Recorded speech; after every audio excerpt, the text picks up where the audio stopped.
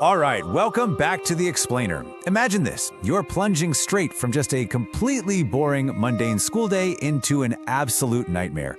We're talking a world where the sky is literally made of cracked glass, mountains are floating upside down, and the actual ground beneath your feet, it pulses like warm flesh. Yeah, gross, right?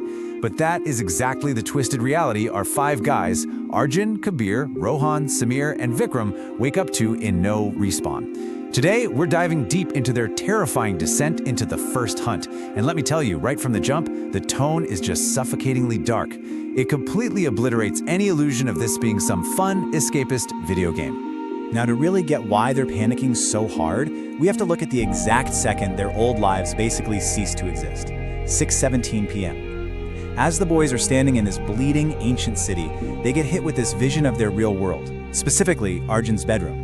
And it is perfectly, terrifyingly motionless. Dust particles are just hanging there in midair.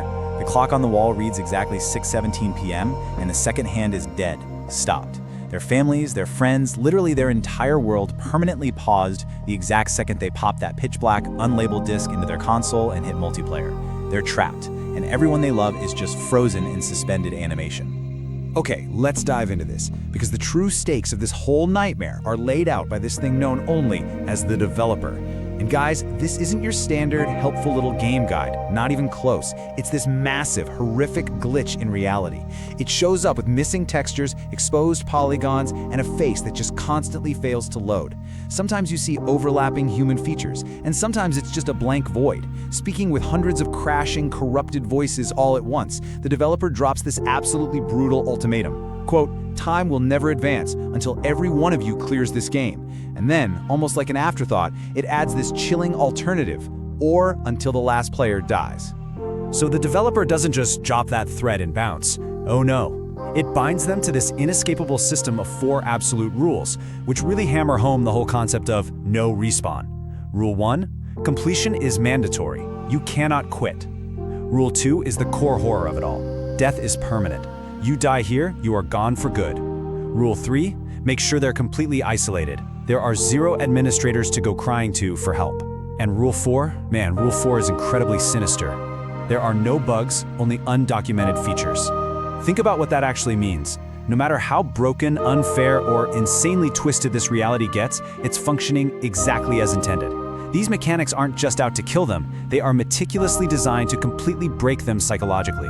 And just before it vanishes in this deafening burst of static, the developer casually tosses out one final piece of info. 3%. Yep. That ridiculously low number is the estimated survival rate for new players in this game.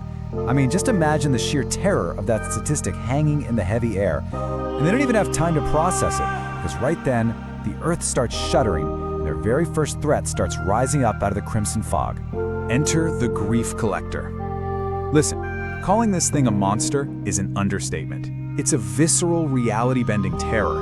It stands taller than the ruined gates, just this massive, towering silhouette that blurs, almost like reality itself is refusing to render it properly.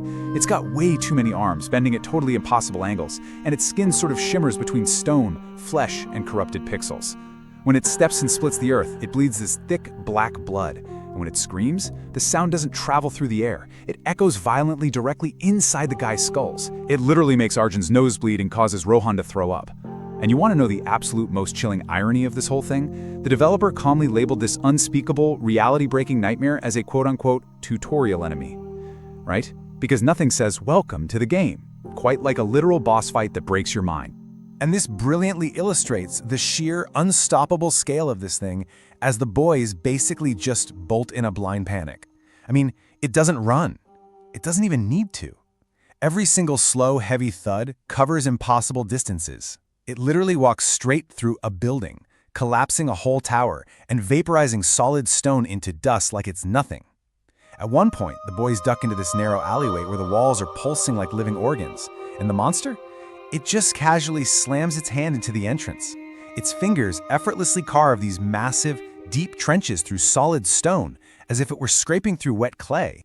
So this frantic chase forces them out into a broken courtyard, which is centered around this creepy, headless statue of a blind knight. And right as the monster is bearing down on them, bam! The action abruptly pauses. Just this sudden, jarring stillness takes over everything. Out of nowhere, 5 translucent blue windows materialize right in front of their eyes. The system is stepping in, basically forcing them to play. The screen flashes, player status initialized, assigning unique abilities, synchronization complete. And in that exact second, glowing symbols physically carve themselves into the boy's skin. They go through these agonizing transformations as their powers are forced online. But, as we know, in No Respawn, survival demands horrific sacrifices. Nothing comes for free. So, Arjun gets Deadeye perception. This lets him slow down his perception of time to pinpoint weak spots. But the cost? Severe migraines and temporary blindness. Kabir unlocks Abyss Fire to burn away shadows. But here's the kicker. Every single time he uses it, it permanently consumes his own personal memories. Crazy, right? Rohan gets the all-seeing eye to look through walls, but pays for it with permanent hallucinations that he literally can't tell apart from reality. Samir's living shadow detaches to fight for him, but it slowly starts developing its own malicious will. And Vikram becomes a ruin weaver. He can rebuild broken stone, but every time he does, it permanently weakens his actual physical body. These aren't just cool buffs. The psychological and physical tolls exacted on them are absolutely devastating, and remember, they're permanent. Of course, they have absolutely zero time to sit around and debate these costs. The Grief Collector bursts through the alley, its massive arms swinging down for the kill. Pure instinct takes over, resulting in this chaotic, desperate first strike. Arjun activates his Deadeye perception. Time stretches out, pain just explodes behind his eyes, but he manages to spot these thin, crimson cracks beneath the monster's skin. He shouts them out, and Kabir doesn't even hesitate. He thrusts his hands forward and blasts the fracture with Abyss Fire, and miraculously it actually connects. For a single, unbelievable heartbeat, those black flames make the monstrous entity recoil with a furious roar. But yeah, that fleeting victory, it is instantly crushed. The crimson crack heals. In fact, it knits itself back together faster than it even formed in the first place. In a split second, the guys realize that their combined, agonizing efforts can't even outpace this creature's passive healing factor. And then, the Grief Collector does something infinitely worse than attacking. Its mouth splits wide open, ear to ear, revealing these rows of human teeth on the inside, and it smiles at them. Just saying that gives me chills. Now, what's really interesting about this slide is how the monster effortlessly shifts gears from brute physical force to absolutely devastating psychological warfare. It speaks to them, but not in words. It projects the actual voices of the loved ones they left behind in the frozen world. Arjun hears his mom calling out for him. Kabir hears his little sister sobbing. Rohan hears his dad desperately begging for help. It is a completely calculated, paralyzing move designed to just shatter their minds right there on the battlefield. Every instinct in their bodies is screaming at them to stop running, turn around, and listen. This brings us to a terrifying, paralyzing climax. Arjun's ability hits its absolute limit. His vision blurs out, and blood literally starts streaming from both of his eyes as darkness creeps in. As he stumbles, the chase unexpectedly just stops. But definitely not because they're safe. The Grief Collector stops attacking and instead just raises every single one of its many twisted arms up in the air. Right above them, the endless ceiling of black clouds and false sky literally cracks. A massive, jagged fracture splits the heavens wide open like a pane of broken glass. And looking down through that opening in the fractured sky, hundreds of crimson eyes slowly start to open, staring directly down at the terrified guys. Something infinitely larger and more terrifying than the Grief Collector has awakened, hidden up there among the clouds, and it is smiling. So I want to leave you with this to think about as we wrap up this explainer.